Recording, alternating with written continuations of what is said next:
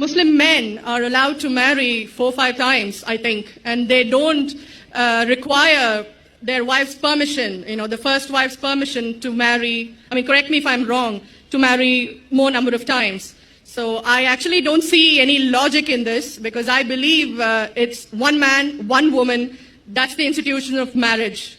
So please clarify. Thank you. Now coming to your second question. In Islam, men marry 4 times, 5 times, and they don't ask permission from the first 5. Why? As far as polygyny is concerned, a man having more than one wife, Islam is the only religion, and Quran is the only religious scripture on the face of the earth which says marry only one.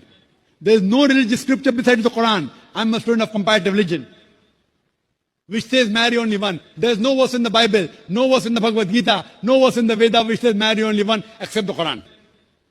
If you read the Hindu scriptures in Ramayana, the father of Sri Ram, how many wives did he have? How many wives? More than one? More than one. 3 wives. Fine. Shri Krishna, according to Mahabharata, how many wives he had? Unlimited. Not unlimited. You don't know your scripture well. No. Did he have 4 wives? No. I have no idea. Not 4, not 100, not 1,000, 16,108 wives. How many wives he had? 16,108. So why can't we Muslims have 4? What's the problem? When Shri Krishna can have 16,108 wives, why can't we have 4? Further, if you read the Vishnu Purana, chapter number 24, verse number 1, it says a Brahmin can have up to 4 wives. If you read the Jewish scriptures, it gives you permission to have as many wives as you wish. If you read the Christian Bible, it gives you permission to have as many wives as you wish. If you read the Bible, Abraham had 3 wives. Solomon, how many wives he had? He had 700 wives. It is later on, the church has put a ban that Christians should marry only one, not the Bible. It is the Jewish community married more than one wife. It was in 1950 that chief rabbi passed a synod that Jews should marry only one. So it is the rabbi, not the Jewish scriptures. And according to Hindu scriptures, you can marry as many as you wish. It is the Indian government in 1954 passed a law called the Hindu Special Marriage Act. Hindu Special Marriage Act, which says Hindus should marry only one. It is not the religious scripture. It is not Bhagavad Gita. It is not Ramayana. It is not Mahabharata. It is not Veda. It is the Indian Penal Code.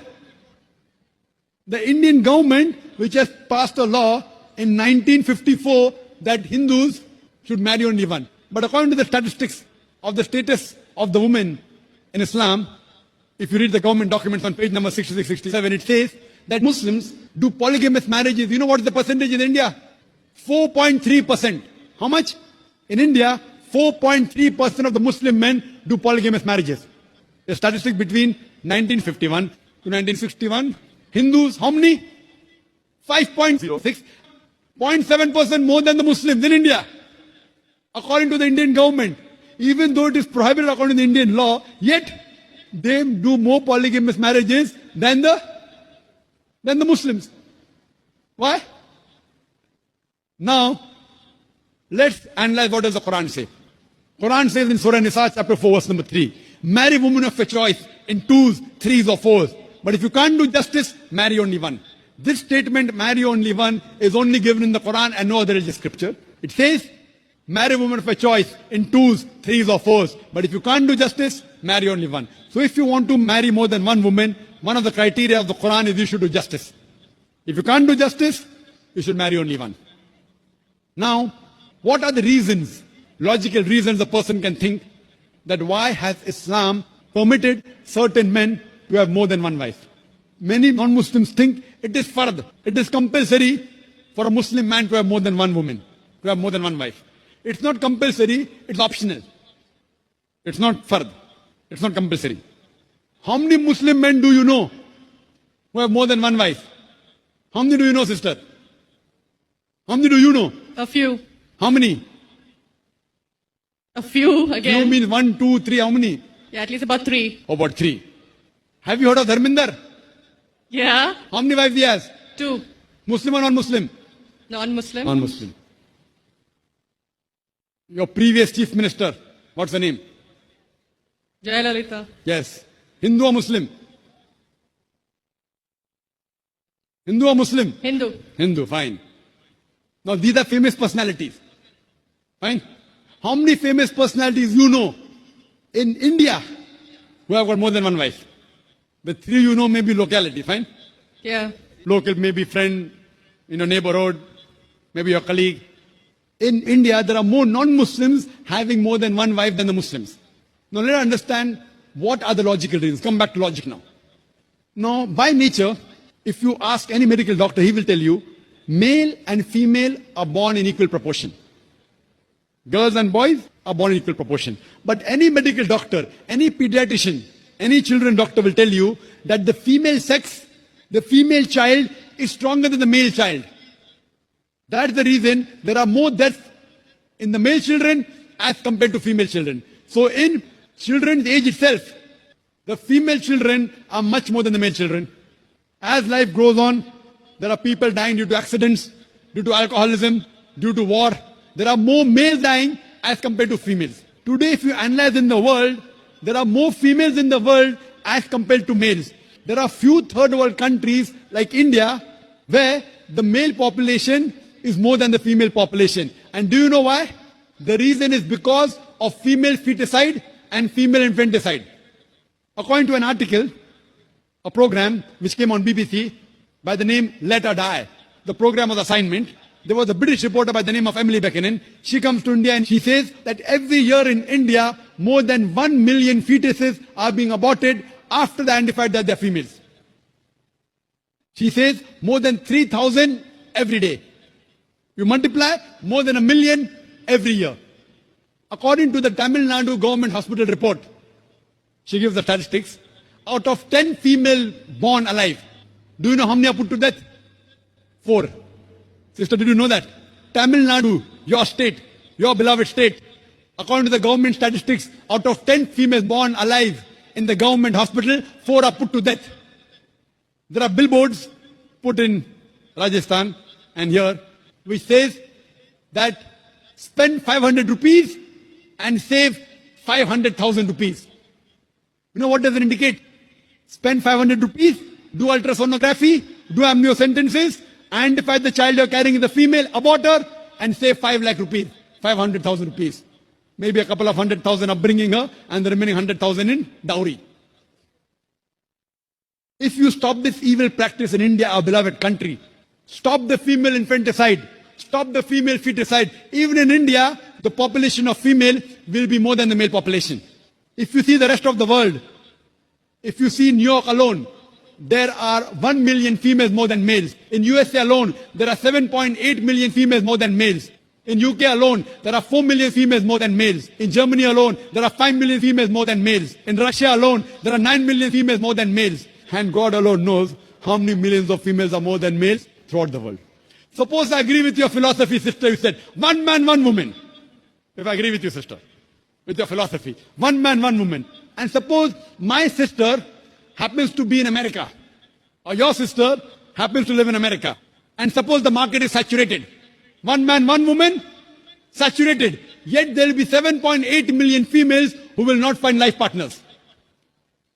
1 man, 1 woman. Now the option for these 7.8 million females is either marry a man who already has a wife or become public property.